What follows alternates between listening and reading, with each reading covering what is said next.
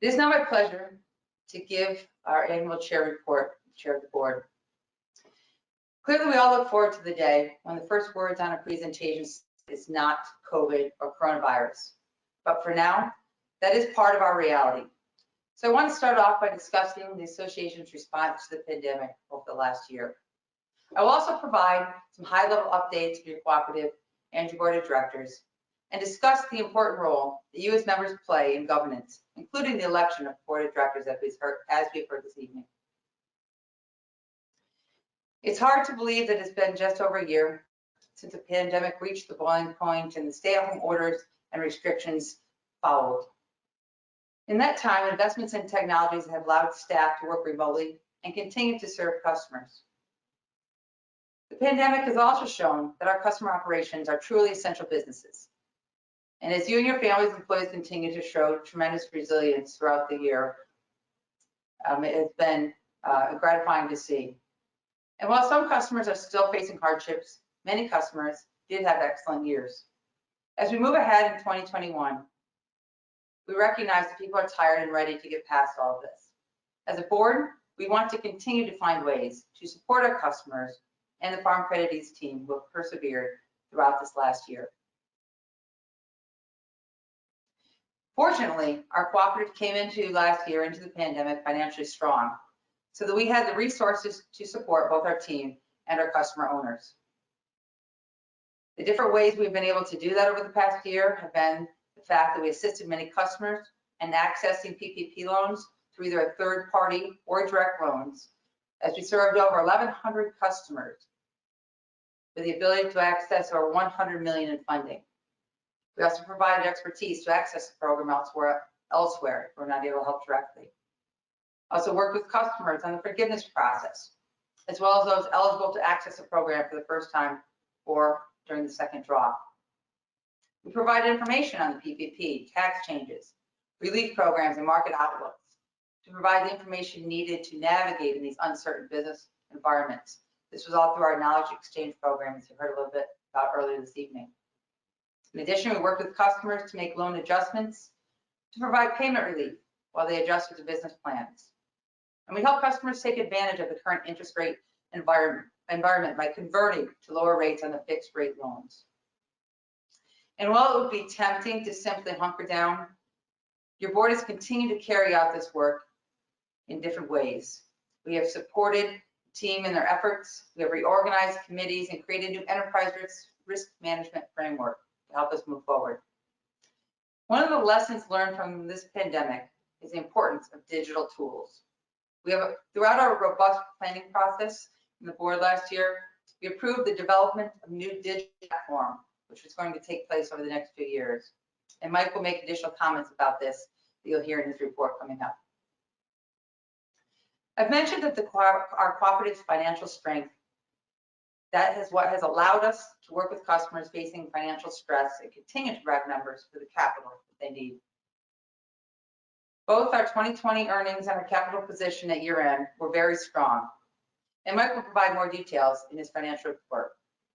But please know that our financial strength and this position allowed us to pay our dividends this year as a key part of our whole proposition value of being a Farm Credit East member. $89 million were paid from 2020 earnings.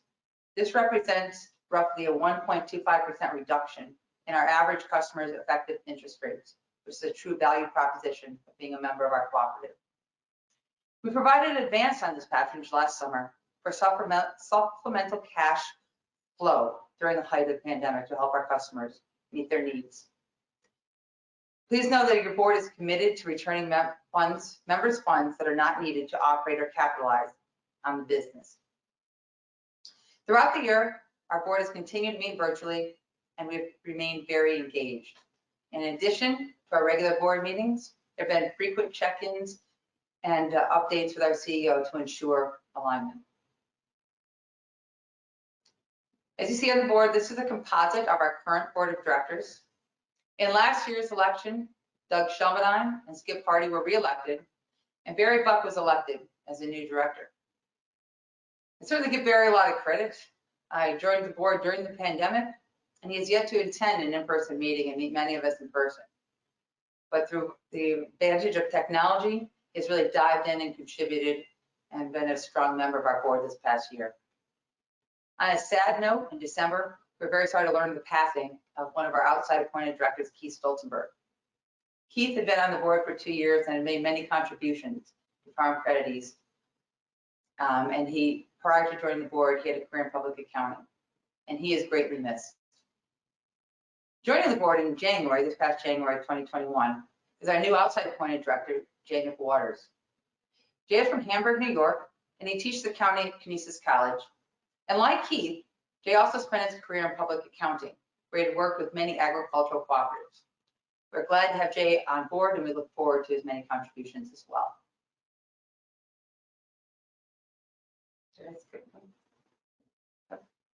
Sorry about that.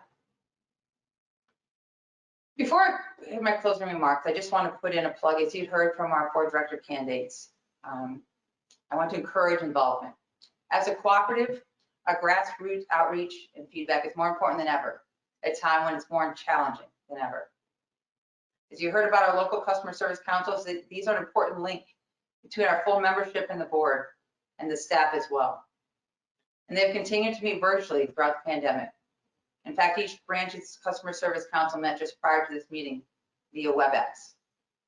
The customer service councils also play an important role in identifying director candidates and serving on the nominating committee. Many board members, including myself, served on customer service councils prior to running for the board.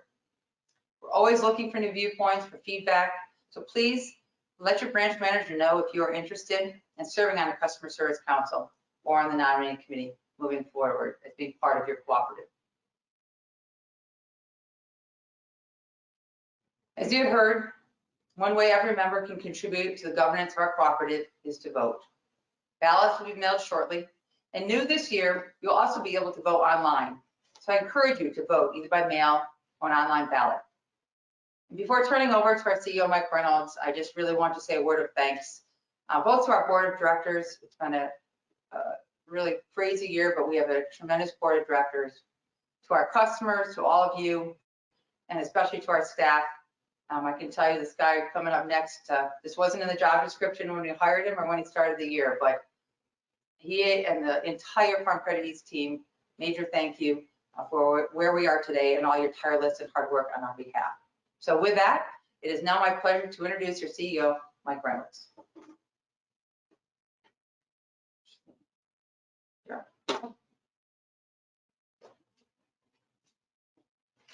Thank you, Lori. Good evening, everybody, and thank you for joining us tonight for our annual meeting. As Lori alluded to, when we had to pivot quickly to hold this meeting by webinar and teleconference last year, I think most of us assumed we'd be back together in person this year. And while we're still in this virtual environment, certainly as infection rates continue to decline, and as more people gain access to the vaccine, I continue to be more and more optimistic that we're moving closer to getting back together in person very soon. So Lori provided the 30,000-foot overview of the organization. I do want to spend the next few minutes providing some more detail, both on 2020 business results and the financial overall condition of our cooperative. I'll discuss some of our 2021 priorities, our overall customer value approach relative to both interest rates and patronage, and I'll wrap up by discussing how we move forward. We'll then open up the mics for a question and answer session, I should say through chats, and questions that were sent in previously. So I'm not going to spend a lot of time rehashing the COVID impacts in 2020. Lori touched on those, and we've all lived through them. But I do want to make a few observations. First of all, before the pandemic, we were planning to increase the opportunity for work from home. But when the pandemic hit, we had to adjust quickly and had most of our team working from home, and they have done an outstanding job serving our customers throughout the year. We've learned how to get business done remotely, and some important lessons and practices will continue beyond the pandemic. We've learned how to quickly adapt as conditions change, as we saw restrictions loosen and tighten throughout the past year. I will discuss financial results in a little more detail on the next slide, but as far as industry conditions go, whenever you serve a 7-state territory like we do, there will always be a period of mixed results.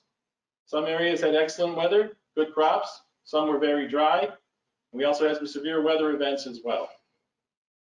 And although some customers are still negatively impacted by the pandemic, many of our customers had good, if not great years last year.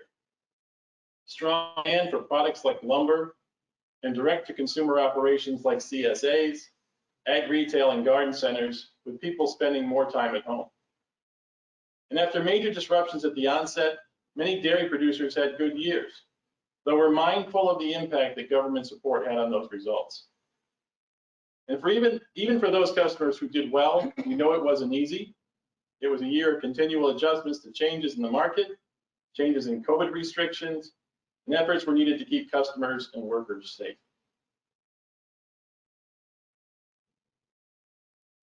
So as a member-owned cooperative, one of the most important objectives of this meeting is for members to hear about the financial condition of your cooperative. Certainly lots of ways to present the numbers, and our annual report has much detail in it and is available to everybody. What you see here is a dashboard of some key metrics the board and I look at regularly to provide a snapshot of financial condition. First, it starts with capital, and as a lender, capital is key to be able to withstand cycles in the industry we serve and have the capacity to provide the capital customers need. Capital is slightly lower because we had strong loan growth, but still very, very strong. Credit quality is next, and we measure that with acceptable loan volume. Let me be clear, some customers are still struggling, but overall credit quality remains very, very strong. Our measure of efficiency is cost per hundred, how much it costs us to deliver $100 of volume to you. We may present that in a different way going forward as we invest in technology, but very strong at 76 cents per hundred. Return on assets is our measure of overall profitability, still very strong at 2.4%. And we're very proud of the value that our financial services bring to our customers, tapping out last year at just under 28 million, flat with the year before, but largely because we chose to redirect several staff into working on the Paycheck Protection Program. Now, this slide is similar to one I showed last year. It's all about delivering value through our interest rate and patronage strategy. If you take our patronage total of 1.25%, factor in the 0.25% rate decrease in late 2019 that customers were able to enjoy in all of 20, total return to our customers of 1.5%. The number one priority we have going forward is to continue to support our customers and our team. It's been a long grind for everybody. As Lori mentioned, we are working on a digital strategy. Components of that include a new transformation team that will be led by our Chief Experience Officer, Dave Pugh. The goal there is to drive process and make it easier for customers to do business with us and make transactions easier so we can spend more time with our customers on the farm, not replace that time. We continue to review our financial services offerings. And this year, we're going to take a renewed look at our stewardship, including climate change, diversity, and inclusion. So as a CEO, I'm often asked, what keeps me up at night? Certainly, it's a fair question, but the more important question to me is what gets me up in the morning? Why am I so optimistic about the future? Well, as a new CEO at the start of the pandemic, we really didn't know what to expect. And in March of 20, we probably didn't truly appreciate the worldwide impact and the toll the pandemic would take. So while a year ago I put up a similar slide and we ventured into the unknown, the truth is there's still a lot yet to be known. But Farm Credit East staff and customers alike answered the bell, and that's why I'm more confident than ever about the future of Northeast agriculture, forest products, and fishing. Certainly great, resilient customers have navigated the pandemic. We have a dedicated board providing leadership and direction. And as I said earlier, just an incredible team that's risen to the occasion in the toughest of times. I also see a talented next generation, along with new entrants into agriculture, who bring new energy and ideas to our customers' businesses. As last year has shown, what you all do is important and essential. People rely on the food and other products Farm Credit East customers produce. And the pandemic created challenges, but also some new opportunities and ways of doing business that will continue well into the future. And so with that, again, I'm very Humbled and privileged to be your CEO. Look forward to working with each and every one of you in the future. And at this point, we will take some questions. And I'm going to ask Tom Cosgrove to moderate this portion of the program. Tom? Thanks, Mike. Can you hear me okay? Yes, I can. Great. No questions came in on the chat, but one that come in prior, maybe I'll have you comment on relative to interest rates. What's the outlook there? Yeah, certainly. Thanks, Tom. No, I guess the easiest way to answer that is we expect rates to remain low at their current levels for some period of time. Now, what is that period of time? I'm not exactly sure. At least for 2021, we anticipate no changes in our variable rates. What I would tell you is we've historically shared the results of what the Fed governors outlined for their outlook for the future of rates. And probably 6 or 9 months ago, it was fairly unanimous that there wouldn't be any rate changes until probably 2023.